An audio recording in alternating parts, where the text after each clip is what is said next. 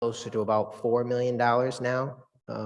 Obviously, everything has gotten more expensive in our lives. That might be most prevalent in the construction industry. So the time has resulted in a significant increase in costs. Because so much time has passed, they did begin construction, and they have done part of the project, which is the first building. However, they cannot complete the project, complete their financing to finish the project without the tax stabilization. So they bought it for $460,000. The estimated value at the time of completion would be about $4.4 million. So this public-private partnership is going to increase the value of this property tenfold. And even with the forgiveness of taxes associated with the TSA, will significantly increase the amount of taxes paid on the unit, which I believe are about, paid on the property, which are about $12,000 a year. The building permit fees alone are estimated at over $85,000 a year. So just to build this project is about 5 years worth of taxes in terms of the permit fees that'll be associated with it. 18 new residential units, anticipated to be market rate units. 8 one-bedroom, 3 two-bedroom, 2-bedroom, 1-bath, and 7 2-bedroom, 2-baths. Very close to Miriam Hospital, so the idea is that this would be housing for people working at the hospital, obviously not restricted to that, but that's sort of the thinking as to what the market is going to be for these units. About 12 to 13 construction jobs associated with it, 1 permanent job tied to management. Estimated time of completion would be the winter of 2022. These TSAs are essential, particularly given the rising costs that we're facing in trying to get any projects done these days. Joshua Chu is here. He does have some storyboards that he can show you in terms of the layout, in terms of the building that's been partially constructed there now. I don't know if Councilwoman LaFortune will get here in time for the public hearing, but she has been very, very supportive in working with Mr. Chu. I've only recently gotten involved in this over the last couple of weeks, but I did have a chance to speak with her. I know she's been very supportive, and Mr. Chu and his team are very thankful for that. So with that, unless you have any questions for me, let Mr. Chu speak.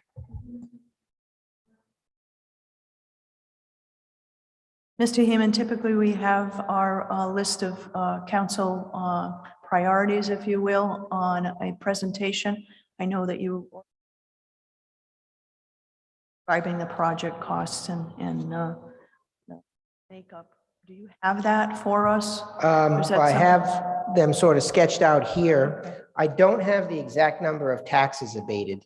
Usually by, again, I've only been involved in a couple of weeks, and it's not through any fault of my co-counsel No worries. who asked me to step in, but I don't believe there has been presentation of the fiscal note yet, so we don't know exactly what the assessor's estimation of the forgiven taxes would be.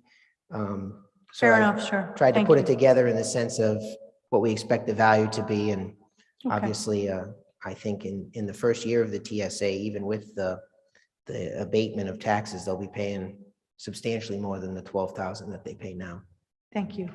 And it's a 16,000 square foot of new construction to be built. It's all residential. The unit sizes range from 528 square feet to 1,200 square feet. I did the unit numbers with you. Market rate. Market rates, so. Okay. Thank you, Mr. Okay. Heeman. Thank you, Mr. Heeman, for the presentation. So just so I understand, so the project, this is the first time they've come forward with this request for tax stabilization, but the project is already under construction. Yes. Okay. Yeah, so they proposed it in 12/20/2020. Okay. And then obviously shortly thereafter, everything kind of went haywire. I don't know precisely the whole travel of what took the amount of time that it did to get here.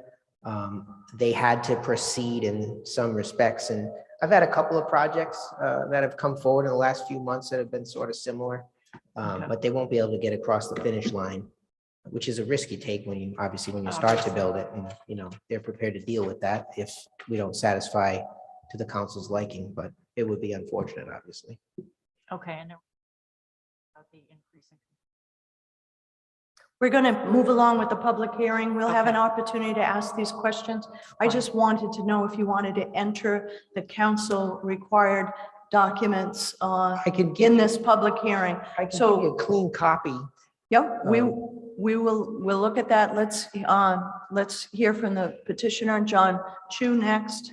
And do we have an ability to put those up anyway? Yeah. Okay, you got it. Actually, yep, she can, but let's listen to.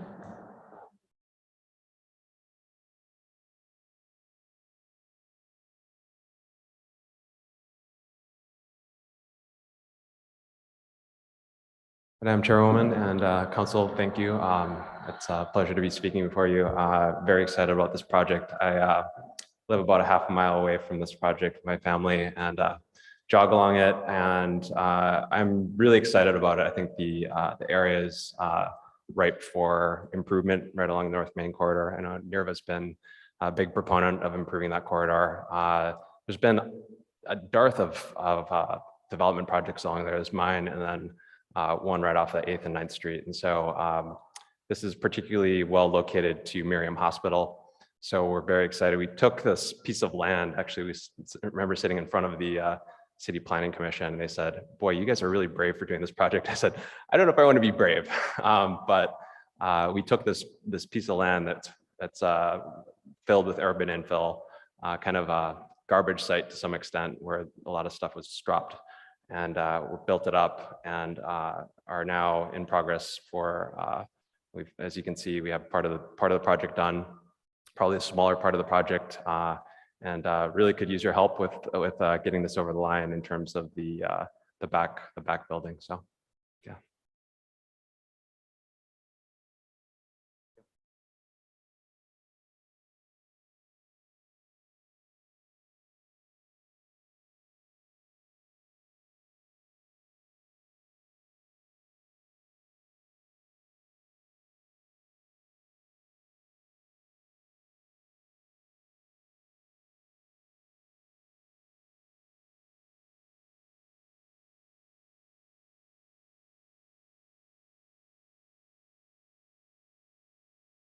Chair and Councilwomen Anthony and Castillo. I hope you all are enjoying this beautiful evening.